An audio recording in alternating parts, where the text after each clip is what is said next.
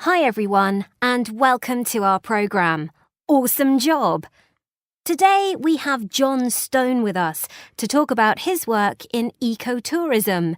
John, welcome to the show. Thanks for having me. Tell us some things about your job and what your company does.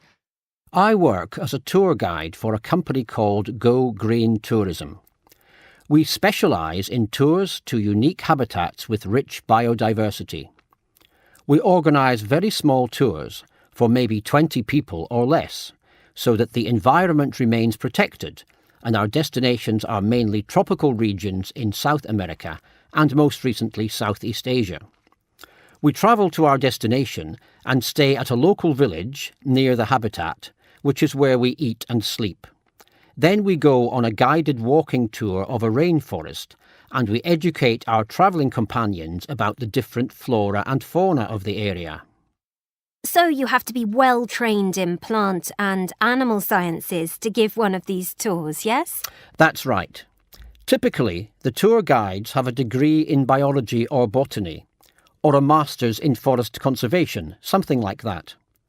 My specific educational background is in zoo management, but I saw an advert for this job and decided I wanted to give it a try. I've learned a great deal more about the natural environment through this work, which I'm happy about. Is ecotourism safe for the environment, in your opinion? We do our very best to ensure that any place we visit is left virtually untouched. Our eco-travellers must attend a seminar before we embark on our journey in order to learn the do's and don'ts of the trip. People who sign up for these tours are quite conscious of the environment to begin with. Does your company participate in environment protection programmes? I'm glad you asked that, because yes, we do. Part of our profits go to awareness programmes aimed at educating people about the rainforests and their value as a resource. Most people don't realise that without rainforests we wouldn't be able to survive. There is also the problem of rainforests being cut down, isn't there? Yes. We also provide funds for organisations that fight illegal logging and land clearing in Brazil. These organisations work with the Brazilian government, and although it's a continuous battle, they have made progress in recent years in protecting land.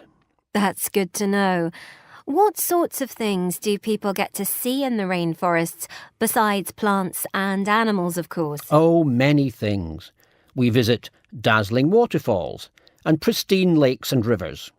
We also visit the native peoples who live in or near the rainforests, the ones who are welcoming to visitors anyway. So there is also a cultural exchange that takes place between the eco-travellers and the locals. I've even picked up a few words of the locals' languages, which is really cool. Of course, I'm a long way off being fluent. And do you just visit rainforests? Well, the company is only about 8 years old, so the focus has been rainforest regions, mainly in Brazil. But, as I said before, we do visit Southeast Asia, which we started doing a couple of years ago.